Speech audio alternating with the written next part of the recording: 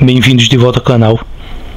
Eu vou fazer esse vídeo aqui para fazer um comentário sobre a atual situação do mercado editorial e como isso afeta os quadrinhos. Mas antes disso eu quero deixar bem claro o porquê de esse tipo de vídeo aparecer no meu canal. Eu vou explicar para vocês porque eu trago no geral esse tipo de assunto à tona. Eu não vou fazer essa explicação, é claro, como se eu estivesse me desculpando pelos temas que eu coloco no canal, mas eu vou tentar fazer com que as pessoas entendam o porquê eu acabo fazendo esse tipo de vídeo. Em primeiro lugar, eu sempre procuro deixar bem claro que os leitores mais novos, crianças e adolescentes, eles não têm obrigação de tratar sobre assuntos mais sérios relativos a quadrinhos. Eles só tem que consumir quadrinhos e procurar se divertir mesmo. Mas os leitores mais velhos, os que já se tornaram adultos, eu acho que é importante o leitor começar a pensar mais a respeito de como funciona o mercado. Tem muito leitor por aí que só se preocupa em comprar quadrinhos e com tudo que gira em volta do próprio ato de comprar, sem se preocupar de onde veio o quadrinho, o porquê que ele custa o preço que as editoras praticam, como as editoras negociam os direitos para publicar quadrinhos ou americanos, ou europeus ou japoneses, e o que é que ela faz, as decisões que a editora toma que acabam aumentando ou diminuindo o preço ou a qualidade do quadrinho para que ele chegue nas nossas mãos do jeito que ele chega. Geralmente você vê os leitores, principalmente os caras que tem canais e influenciam muito pessoal que compra quadrinho a ficar debatendo futilidades. No geral são aquelas coisas de ficar fazendo lista o tempo inteiro, lista de qual é o personagem mais forte, qual é o personagem mais inteligente, qual é o personagem que ganharia de outro, ou qual o herói que venceria o da DC ou da Marvel. E esse tipo de coisa pode até ser feita, mas não traz um conteúdo importante de verdade. Não é desse tipo de coisa só que um leitor de quadrinhos adulto deve se ocupar, porque afinal de contas nós somos afetados o tempo inteiro pelo que essas editoras fazem. E eu não quero aqui dizer que necessariamente a pessoa tem que fazer isso por obrigação, mas que o ideal é que ela procure entender como funciona esse mercado para não ficar sendo enganado pelas editoras. Desse modo, ficar o tempo inteiro só debatendo qual personagem é mais forte que o outro. Se o Batman ganharia do Capitão América em questão de luta, de estratégia, esse tipo de coisa. Isso só serve pro lado fã, pro lado de quem imagina esse tipo de coisa e se ocupa de pensar sobre os personagens somente a respeito de o que eles fazem, dos poderes e características desse tipo. Então, para não ficar só utilizando temas superficiais dentro do canal, eu procuro sempre trazer algo relativo ao mercado para tentar instruir, também tentar passar informação, assim como eu procuro me informar sobre isso. E também para quem quiser, né? O leitor no geral ele não vai correr muito atrás desses assuntos, mas se ocasionalmente um leitor ou outro tiver contato com um vídeo ou um texto que explica alguma coisa, ele pode vir a se interessar por isso e começar a aprender mais sobre como funciona a publicação de quadrinhos aqui no Brasil.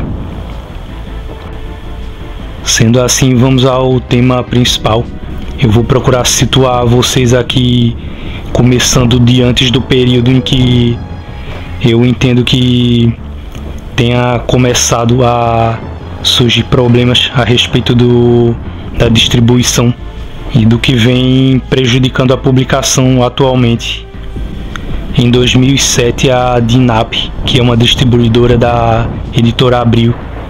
se fundiu a Fernando Quinalha,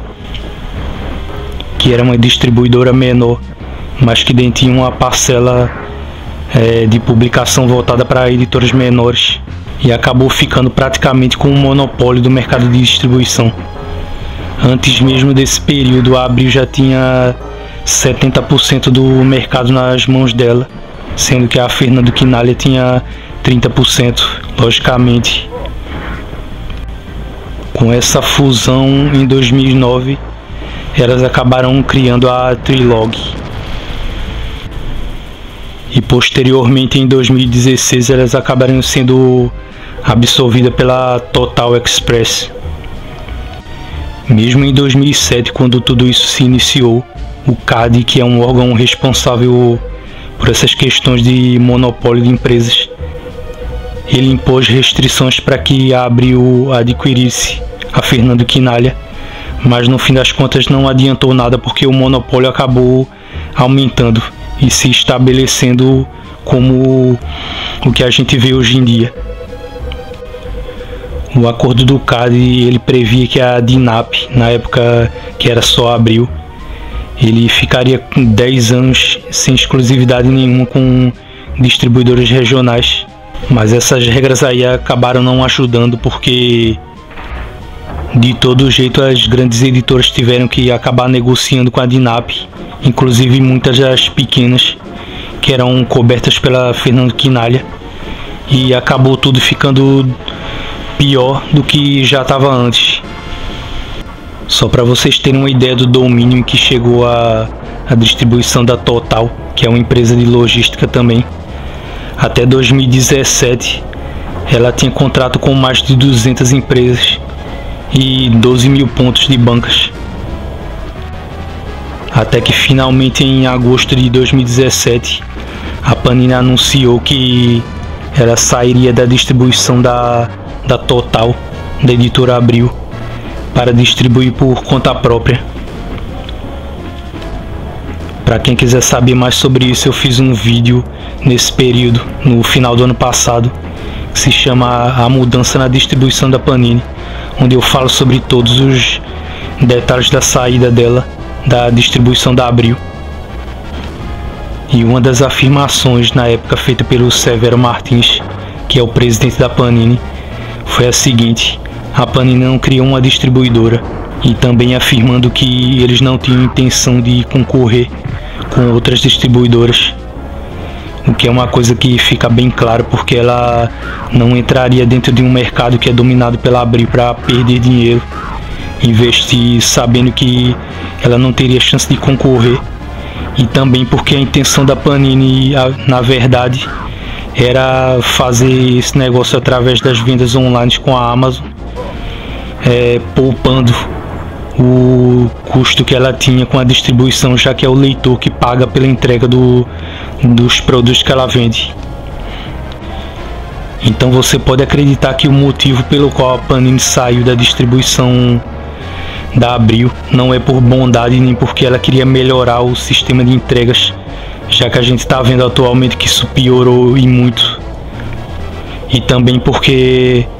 ela não estava pensando somente em seguir o padrão de distribuição que a Panini da Itália, a sede da Panini, e de outros países já havia feito, já vinham fazendo na Espanha e na Alemanha, e também não só pela redução de custos, porque afinal de contas o leitor não viu a diferença no preço dos quadrinhos pelo fato de a Panini cortar esse, entre aspas, atravessador do sistema de vendas dela. A verdade mesmo é que a saída da Panini foi a puxada de tapete que faltava para Abril cair de vez, e ela, sabendo disso, resolveu fazer isso dessa maneira. Só para vocês terem uma ideia, as editoras que distribuíam através da Abril tinham que ter mais de 50% do valor de capa destinado à editora, e a Abril ficava com essa fatia do lucro, do preço de capa das revistas, o que era uma coisa absurda. Mas mesmo assim, o presidente da Panini, o José Eduardo Severo Martins, na época, ele teve a cara de pau de afirmar: a Panini está diversificando seus canais de venda e ampliando sua atuação no mercado e de varejo. sendo que isso tudo não passa de conversa fiada, porque como é que a Panini está ampliando o mercado e ampliando o contato com outros vendedores, com a empresa ou com os leitores,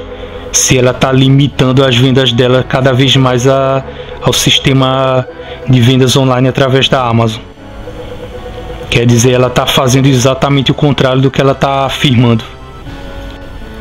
E depois o Severo Martins ele reconheceu que a eliminação dessas etapas de vendas como método para a redução de custos foi algo que a Panini já vinha analisando há um bom tempo. Mas o problema disso tudo é o seguinte: a saída da Panini e essas medidas que ele fala, a adoção da distribuição própria que a Panini disse que faria, não resultou num repasse de custos para os leitores. Ou seja, isso não reduziu o preço de capa das revistas, mesmo a Panini lucrando mais atualmente. Muito pelo contrário, logo após o final de 2017, quando ela saiu da distribuição da Abril, ela em janeiro já fez um anúncio dizendo que a maioria dos seus volumes encadernados aumentaria de preço. E no geral eles aumentaram até mais de 40%. Muita gente está comentando que chegaram a 45% os aumentos de preço de capa. Quer dizer, na prática o que ela fez foi reduzir os custos dela e aumentar para o leitor. E na época, como eu havia falado, a reação do pessoal na internet, a revolta seletiva que eles tiveram, foi a de boicotar a Panini. Você viu muitos canais, como eu havia dito no vídeo anterior, que tratava sobre a quebra da Panini com a Total, que muitos canais de YouTube ficaram revoltadinhos, mas no fim das contas eles acabaram voltando atrás e tendo aquela postura de promotores de venda da Amazon. E já naquela época o que teria provocado isso tudo foi o lançamento da encadernação de Scalpo, que custou R$120. E agora nesse ponto do vídeo eu vou ter que fazer uma pausa para falar um pouco sobre a situação da editora Abril, já que isso é uma coisa que foi se agravando, foi acontecendo mais eventos ao longo do tempo após a quebra da Panini, do contrato dela com a Abril, que é algo que foi sendo noticiado em sites, mas em sites de negócios e economia. Só para vocês terem uma ideia, eu cheguei a pesquisar num site da revista Exame, porque no geral canais de quadrinhos, sites de quadrinhos não falam sobre esse tipo de questão política e econômica por trás de mercados de entretenimento, o que é uma coisa que deixa claro a pobreza mental de quem faz esse tipo de canal e site no geral. Mas como desde aquela época até hoje eu tive curiosidade de saber realmente o que estava acontecendo com a Abril, eu acabei pesquisando e a partir desse trecho em diante eu vou comentar sobre o que vinha acontecendo, porque afinal de contas aquela saída da Panini foi algo importantíssimo, como eu acabei dizendo, e isso gerou consequências na situação atual da Abril. Como todo mundo deve saber, em relação à editora Abril, houve um encolhimento do mercado editorial. A maior fonte de lucros da Abril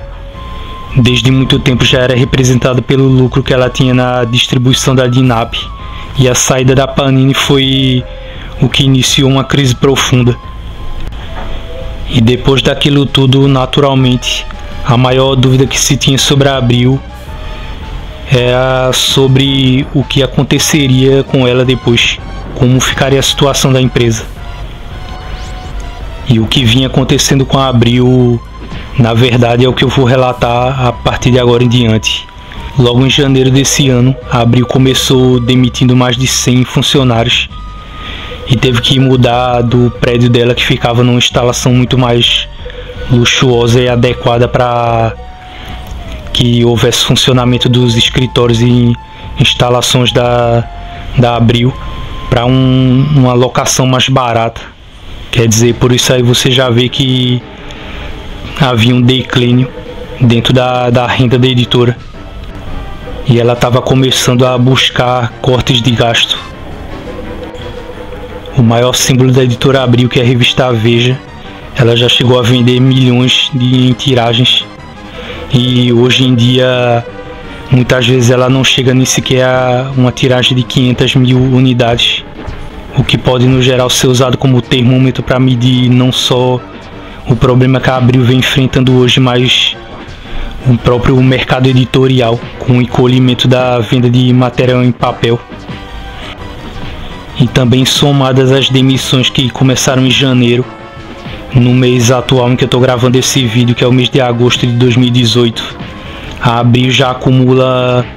um número de demissão de mais de 600 funcionários, possivelmente beirando a marca de 700. E recentemente, nessa semana passada, no dia 15 de agosto, a Abril fez um pedido de recuperação judicial, sendo que ela já acumula uma dívida de 1,6 bilhão de reais. E essa tal recuperação judicial, na prática, ela serviria como uma alternativa à falência. Outro indício muito claro, e também eu fiz 2 vídeos relativos a isso, foi o fim da parceria que já durava 68 anos da editora Abril com a Disney, que foi algo muito impactante e que realmente deu uma ideia de como essa editora está passando por uma situação difícil, sendo que, como eu havia dito em vídeos anteriores, ela enfrentou todo tipo de solavanco da economia brasileira e mesmo assim sobreviveu. E atualmente ela teve que romper contrato com a Disney, encerrando todas as linhas, descontinuando matérias importantíssimas que ela estava publicando, e toda a linha de revistas mensais. As mensais são até mais importantes porque elas foram continuamente publicadas desde a década de 50. E esse também foi o maior sinal de que a editora estava com dificuldades, que o público em geral que não se interessa pela questão política das empresas de quadrinhos devem ter percebido, devem ter usado para entender o que está acontecendo com a Abril.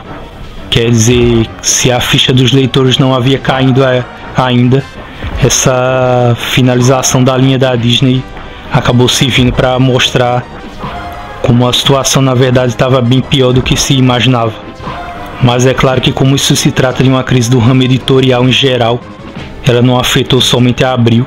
afetou muito ela porque é uma grande editora, apesar de que a Panini não vem sofrendo tanto com isso. Mas as outras editoras também foram prejudicadas por essa crise. E esse mês de agosto acabou sendo uma coisa decisiva, sendo um mês fatídico para que culminasse no ponto mais crítico dessa crise. Um desses exemplos é que ainda no começo de agosto a editora Salvat suspendeu suas coleções em bancas por tempo indeterminado, e as coleções dela são 4.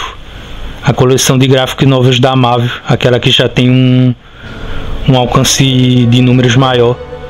os heróis mais poderosos da Marvel, a coleção definitiva do Homem-Aranha e Tex Gold,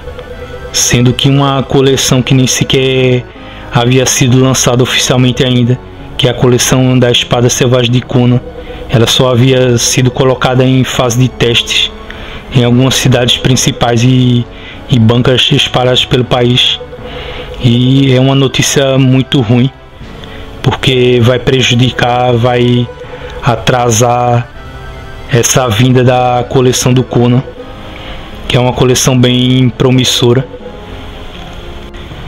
E a própria Salvat, nas redes sociais da editora, ela não deixou muito claro quando esse problema vai ser resolvido, mas que ele é relativo à distribuição. A JBC também foi outra que se pronunciou através do canal dela e também das redes do site dela, já que ficou claro que ela não está conseguindo distribuir pela lista de checklist. A divulgação dos quadrinhos do mês dela está bem pequena esse mês, e eles chegaram a afirmar no Henshin Online, que é o programa de YouTube deles, que O problema da crise não é só da distribuição, mas também de bancas de jornais,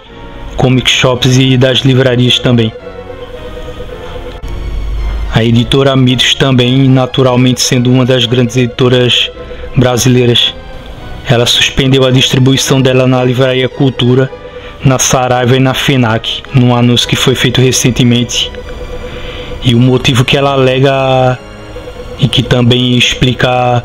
o problema das outras editoras é a falta de pagamentos. Elas não estão recebendo dessas outras empresas o valor que deveriam receber. Do lado das livrarias você pode ter a noção de como elas estão tendo dificuldade também, pelo fato de que uma livraria como a Saraiva, que ela sozinha domina 1/3 do mercado de vendas de livros no Brasil, ela está com uma dívida de 284 milhões, essa dívida somada, e também está na lista das empresas que não estão pagando pelo envio que as editoras fazem das remessas de quadrinhos. Então, com todo esse histórico dos problemas que existem dentro do mercado editorial, que começaram na verdade com a aquisição da Fernando Quinalha pela DINAP, da editora Abril, lá em 2017. Afinal de contas, quando você tinha uma editora que já possui um volume de distribuição grande, a maior parte do mercado nas mãos, e ela acaba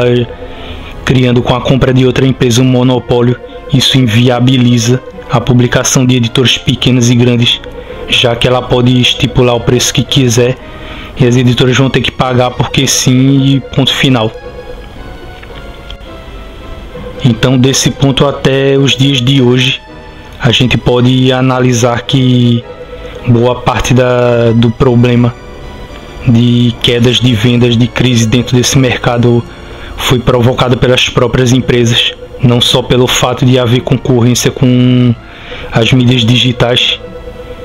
e a gente não pode isentar essas empresas dessa responsabilidade. Tendo em vista minhas opiniões e o que eu pesquisei a respeito disso, eu vou agora fazer uma conclusão sobre todo esse assunto,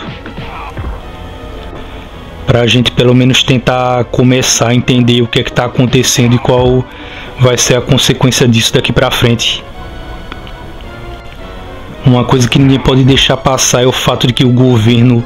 ele age de uma forma completamente errada. Ele possibilita a criação desse tipo de monopólio, de cartel entre as empresas, porque se uma empresa é rica, ela pode influenciar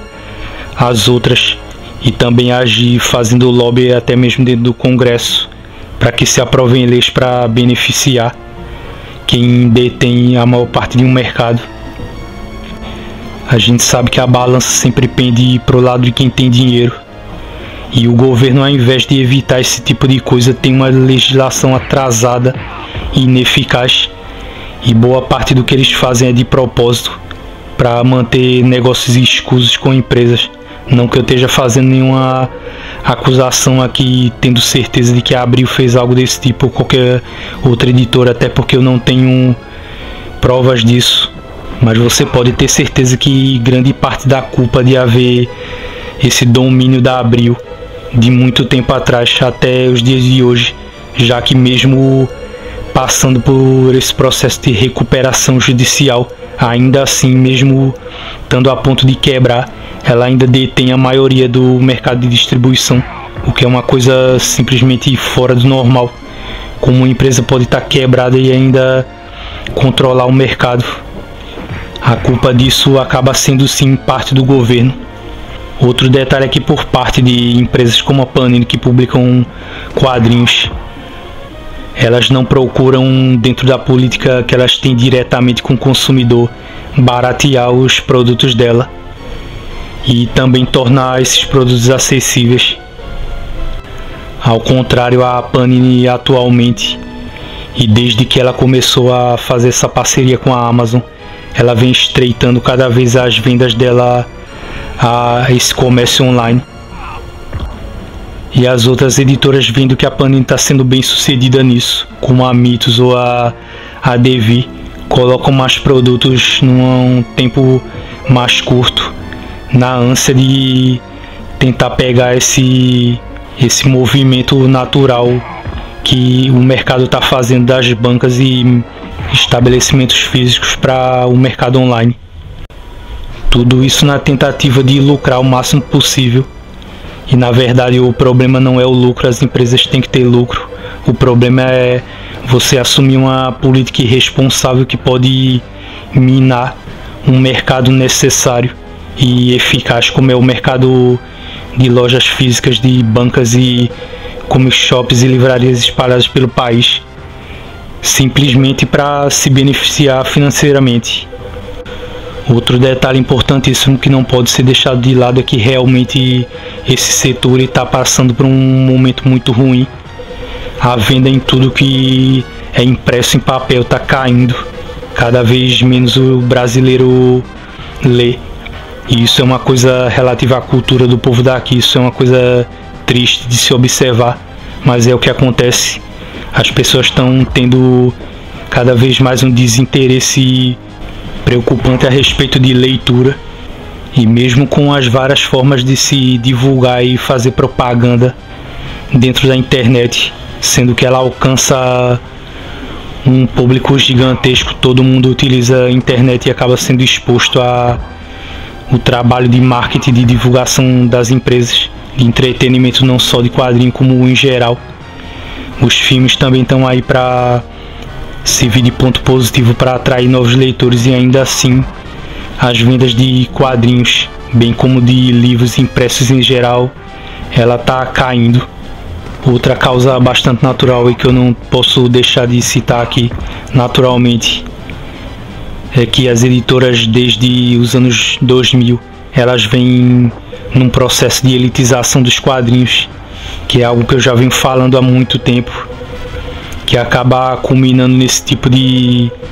modelo de negócio que a gente vê hoje, um sistema de vendas completamente viciado e limitante, que obriga o leitor a virar um consumidor exclusivo,